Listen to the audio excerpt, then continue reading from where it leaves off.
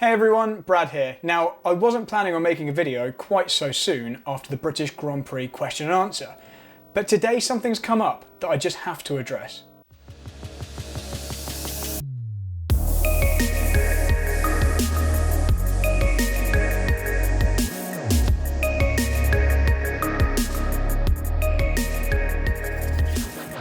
This afternoon, Jon Noble, who's the editor of motorsport.com, published an article where he went into detail about the driving conduct rules that have been agreed between the FIA and the drivers in Formula 1 this year. Now, after Silverstone, where drivers were being forced off the track left, right and centre, and I gave my opinions on that in the previous video, a few of us were left scratching our heads as to why these weren't being punished. In Jon Noble's article, he explains why these moves are all actually legal as per the updated driver conduct rules for 2022. So in this video, I want to explain what these new rules are and how we can judge who's at fault in every incident going forward through the rest of the season. Now, I don't agree with these rules necessarily, and I'm going to explain why, and there are even some massive contradictions. But let's get into the meat of it right now so we can all be at least on the same page. In the 2021 Formula 1 season, we saw a number of overtaking moves or defences which were controversial, in which a driver on the outside was forced wide. It was widely regarded that this wasn't okay and that we'd try and rectify this going forward. In 2022, the understanding was that this kind of thing would be stamped out in order to facilitate better racing and fairer, cleaner on-track action. However, in Jon Noble's motorsport.com article published today, he points out that the agreement between the FIA and the Formula 1 drivers actually states the opposite. Specific rules have been created for drivers overtaking around the outside or on the inside, so let's jump straight in and see what they are.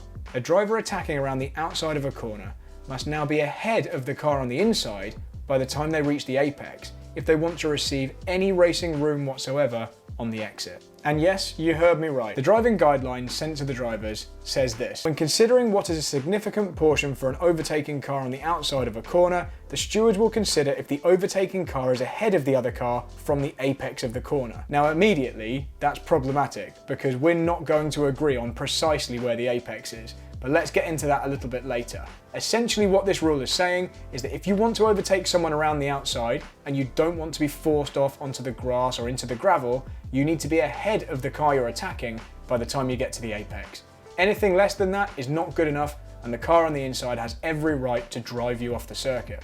Now, the FIA's own International Sporting Code states that manoeuvres liable to hinder another driver, such as deliberate crowding beyond the edge of the circuit, are strictly prohibited. And these overtaking around the outside rules seem to fly in the face of that, but I guess that's why we've got specific clarifications for Formula 1, so let's just set that aside for the moment and take a look at the rules for overtaking on the inside. Here, the standard is slightly different. The rule states, for a car passing on the inside, the significant portion interpretation is based on whether the overtaking car's front wheels are alongside the other car by the apex of the corner. Now, this is another problematic part of these rules as they're written. What does alongside mean? Does alongside mean any portion alongside, or does it mean fully alongside and slightly ahead? Because those are two very different things. And unless this means ahead, as with the outside overtaking rule, then it leads to some contradictions. Because if the inside car only needs to be halfway alongside by the time they reach the apex, that means the outside car is ahead, which means it has won the corner. So which is it? You can't have both of these at the same time.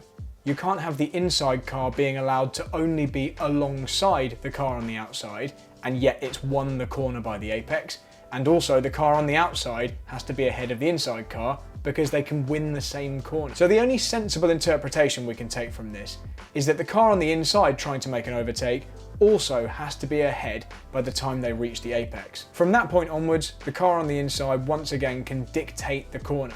They can run the car on the outside all the way off the track. Now, aside from the obvious problems here, which are that it really makes the overtaking a little bit more boring than it could have been, imagine in the Perez versus Hamilton example from Silverstone, if he'd been forced to leave Lewis one car width on the outside. That battle would have continued for more corners, regardless of the ultimate outcome. Same with Schumacher and Verstappen in Brooklands and Luffield. If Schumacher had been afforded one car width on the exit, he'd have then had the inside for Luffield, and Verstappen would have had to go around the outside, and that would have given us an even longer, even better fight. That's what these particular rules, as written, seem to kill. But let's look into the problems, which are even deeper than that. The apex of the corner is not a defined point of the circuit. Nobody's gone out and painted a fluorescent orange dot where we all agree the apex is. There's no cone on the inside of the corner showing us what the apex is. The apex is entirely dependent on various factors. One of those is what you're actually intending to achieve. Do you want to attack a car at the next corner and therefore get a really good exit from this corner? In which case your apex may be much later than if you're going for the ideal lap time. Maybe the apex is somewhere more in the middle of the corner. Or maybe the apex for you is really early. If you go for an overtake, quite often your apex will be much earlier in the corner.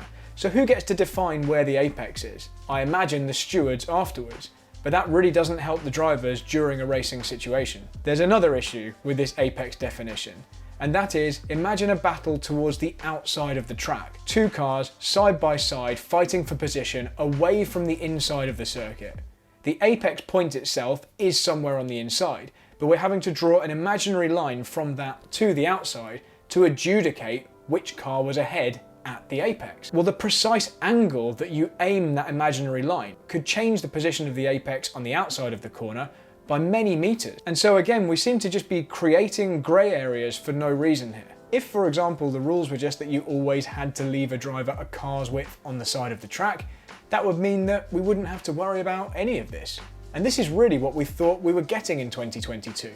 We thought we were getting this clarified so that drivers would be forced to be fair, to fight fairly. But with these rules clarifications set out in Jon Noble's article, we seem to be reverting to a dumbed down form of racing. Diving down the inside or making an easy DRS pass, they're not the things we want to see. We want to see these side-by-side battles that last for multiple corners. But that just is not going to be the case if you're allowed to simply run your rival off the track on the exit if they haven't got all the way past you on the outside. And so we're just restricting the number of overtakes. And for me, that's just a step in the wrong direction. We haven't even really mentioned how this is going to play out on street circuits, but let's park that for the time being. The long and short of it is, it's disappointing we've had this particular rules clarification come to light today, but at the very least, it gives us a framework to work with so we know what's going to be judged fair and unfair going forwards. Even though I disagree with these rules, at least we have something written down that we can follow as fans so we can tell who was at fault in different situations. The drivers should now be all on the same page and can fight with the same rules. I just personally think those rules are wrong. If you've enjoyed this video, please consider liking and subscribing below, and join me after the Austrian Grand Prix for the next video. Thanks for watching.